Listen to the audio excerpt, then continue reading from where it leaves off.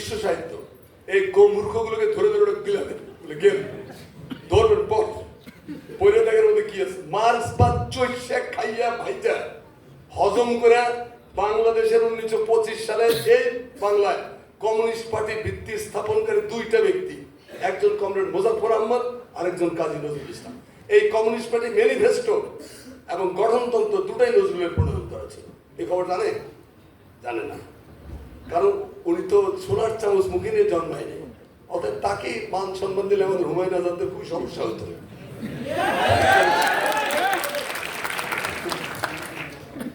কারণ নজরুল পরিষ্কার, যেথায় মিথ্যা ভণ্ডামি ভাই করবো সেথায় বিদ্রোহ, জামা ধরা থামা ধরা মরণ ভীতু চুপ রহ। ক্লিয়ার কথাবার্তা। ধ্বংস দেখে ভয় কেন তোর, প্রলয় নতুন সৃজন বেদন। আজকে যারা ছেলেদের কাণ্ড কারখানার দিকে ভয় পাচ্ছে, এরা হলো শাস্ত্র শকুন।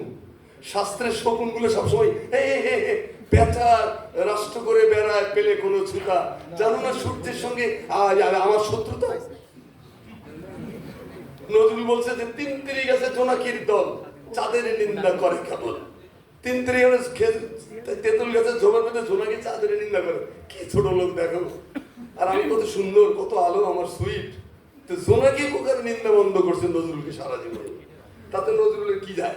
গান দিকে ছাড়েন নাই তিনি। গান দিকে নিয়ে বলেছেন যে সুতা কেটে মরা স্বাধীনতা চাই, বসে বসে কাল গুনি, জাগরে জোয়ান বাদ ধরে গেল মিথ্যার তাৎপরি। ভাই শেষ করে দিয়েছি, ভয় পাবেন। আচ্ছা, কেন তিনি সব জয় করতে পারলেন? কেন তিনি তরুণদের পাথেয় প্রশ্ন? এর কারণগুলো একটা কারণ বলে আমি মোটামুটি চেষ্টা করবো। কয়েকটা আসল পয়েন্ট আছে আমার, সেগুলোতে যাওয়া ধৈর্য আরো হওয়া চলবে না। নজরুলের সৈনিকরা জানে মাঠে লড়াই করতে হয়। আপনি বাড়িতে বসে, আমাদের হুজুরদের একটা অংশ আছে, বাড়িতে বসে আল্লাহ হাসিনার আযাব থেকে তুই আমাদেরকে বাঁচা বললে বাড়িতে যে ভাবি নিয়ে ঘুমায় পড়ে। আল্লাহর কাছে সব দায়িত্ব, এটা কোনো কথা হলো? আপনি কিছু করবেন না, সব আল্লাহর দায়িত্ব। কেন? আল্লাহ কি আপনার শক্তি দেয়নি?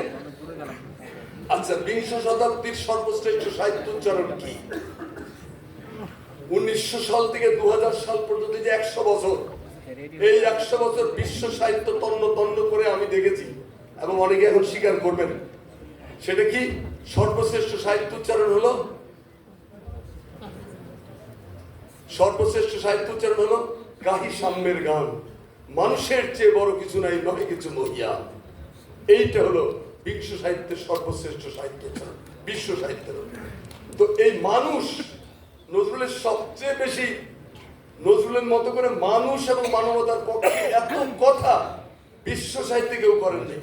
নজরুলের সময়কার পৃথিবীকে Mayakovsky, Maxim Gorky, Hristo Botev, Nazim Hikmet, Pablo Neruda, তারা তো একমাত্রী। নজরুল তো বহুমাত্রী, নজরুল তো বর্ণালী, রংধনু, জিনিয়াস। তো সেই নজরুল মানুষ এবং মানবতার পক্ষে নজরুলের চাইতে বেশি কথা কেউ আর কোনদিন উচ্চারণ করেনি। একই কথা স্বাধীনতার জন্য সবচেয়ে বেশি শব্দ, সফল এবং শিল্পসম্মত শব্দ। পরাধীনতার বিরুদ্ধে নজরুলের চাইতে বেশি কথা কেউ কখনো বলেনি।